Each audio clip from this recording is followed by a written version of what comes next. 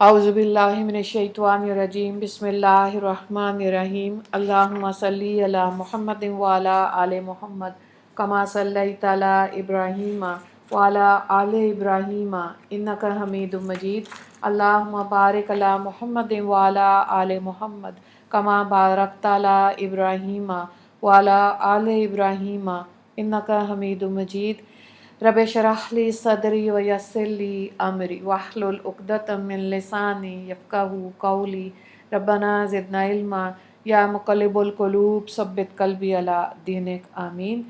10 عنوانات کے تحت اسلامی تعلیمات 17 جمادی الاول۔ عنوان نمبر 1 اسلامی تاریخ حمر الاسد پر 3 روز قیام۔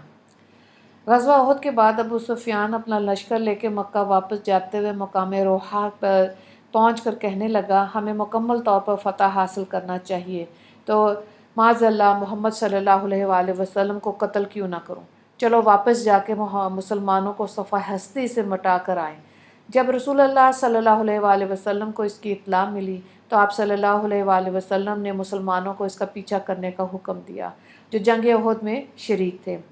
مسلمان زخمی اور خستہ حال ہونے کے باوجود فوراً تیار ہو گئے اور مدینہ سے 8 میل دور حمرہ اسد مقام پر پڑاؤ ڈالا۔ جب ابو سفیان کو ان کی بہادری اور شجاعت کا پتہ چلا کہ محمد صلی اللہ علیہ وآلہ وسلم پھر اپنے ساتھیوں کو لے کر مقابلے کے لیے پیچھا کر رہے ہیں تو ان پر خوف طاری ہو گیا اور سب کی ہمت پست ہوگی۔ بالآخر ابو سفیان اپنی جان بچاتے ہوئے لشکر لے کر مکہ بھاگ گیا۔ حضور صلی اللہ علیہ وآلہ وسلم نے وہاں 3 روز قیام فرمایا اور اطمینان کے ساتھ مدینہ واپس آ گئے۔ عنوان نمبر 2 اللہ کی قدرت معدے کا نظام۔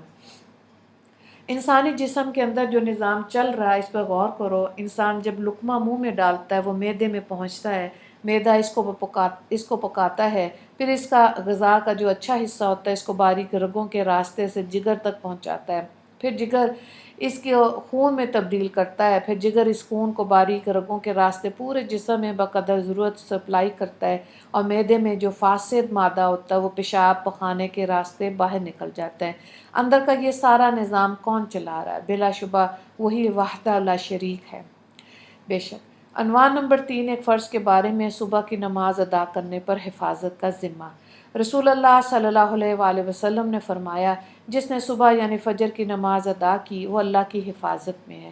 مسلم کی روایت ہے، حضرت جندب بن عبداللہ رضی اللہ تعالیٰ عنہ اس کے راوی ہیں۔ عنوان نمبر 4 ایک سنت کے بارے میں مونچھوں کو تراشنا۔ رسول اللہ صلی اللہ علیہ وآلہ وسلم مونچھوں کو تراشتے تھے اور فرمایا کرتے تھے کہ حضرت ابراہیم بھی ایسا ہی کیا کرتے تھے۔ ترمذی کی روایت ہے، حضرت عبداللہ بن عباس رضی اللہ تعالیٰ عنہ اس کے راوی ہیں۔ عنوان نمبر 5 ایک اہم عمل کی فضیلت کسی کو کھانا کھلانا۔ رسول اللہ صلی اللہ علیہ وآلہ وسلم نے فرمایا جس نے کسی مومن کو کھانا کھلایا اور اس کو سیراب کر دیا تو اللہ تعالیٰ اپنے خاص دروازے سے اس کو جنت میں داخل فرمائے گا جس میں اس کے جیسے عمل کرنے والا ہی داخل ہوگا۔ طبرانی کی روایت ہے، حضرت معاذ بن جبل رضی اللہ تعالیٰ عنہ اس کے راوی ہیں۔ عنوان نمبر 6 گناہ کے بارے میں آپس میں دشمنی رکھنا۔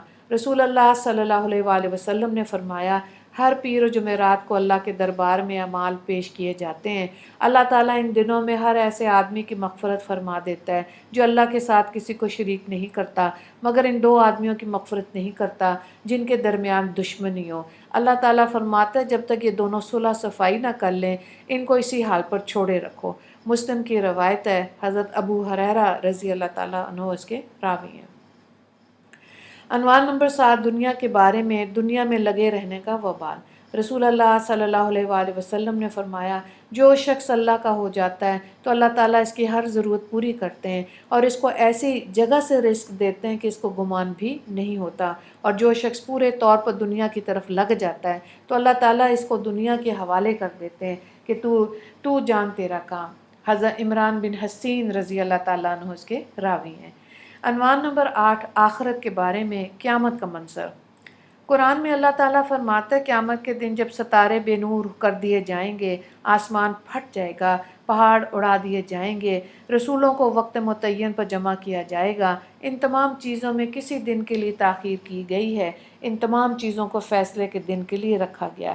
سورہ مرسلات آیت نمبر 8 سے 13۔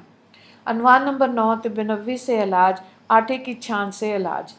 حضرت ایمن رضی اللہ تعالیٰ عنہ آٹے کو چھان کر رسول اللہ صلی اللہ علیہ وآلہ وسلم کے لیے چپاتیاں تیار کر رہی تھیں کہ آپ صلی اللہ علیہ وآلہ وسلم نے دریافت فرمایا، یہ کیا ہے؟ انہوں نے عرض کیا، یہ ہمارے ملک کا کھانا ہے جو آپ کے لیے تیار کر رہی ہوں۔ تو رسول اللہ صلی اللہ علیہ وآلہ وسلم نے فرمایا، تم نے آٹے میں سے جو کچھ چھان کر نکالا اس کو اسی میں ڈال دو اور پھر گوندو۔ ابن ماجہ کی روایت ہے۔ مفہوم یہ ہے کہ جدید تحقیق سے معلوم ہوا کہ آٹے کی چھان بھوسی پرانی قبض اور ذیابطیس کے مریضوں کے لیے بہترین دعا ہے۔ عنوان نمبر 10 قرآن کی نصیحت۔ قرآن میں اللہ تعالیٰ فرماتا ہے، یہ قرآن ایک بابرکت کتاب ہے جس کو ہم نے آپ پر اس لیے نازل کیا کہ لوگ اس کی آیتوں میں غور و فکر کریں اور عقل مند لوگ اس سے نصیحت حاصل کریں۔ سورہ صاد آیت نمبر 29۔ وآخر دعوانا ان الحمد للہ رب العالمین۔ اللہم اغفر للمسلمین والمسلمات والمؤمنین والمؤمنات۔ السلام علیکم ورحمۃ اللہ وبرکاتہ۔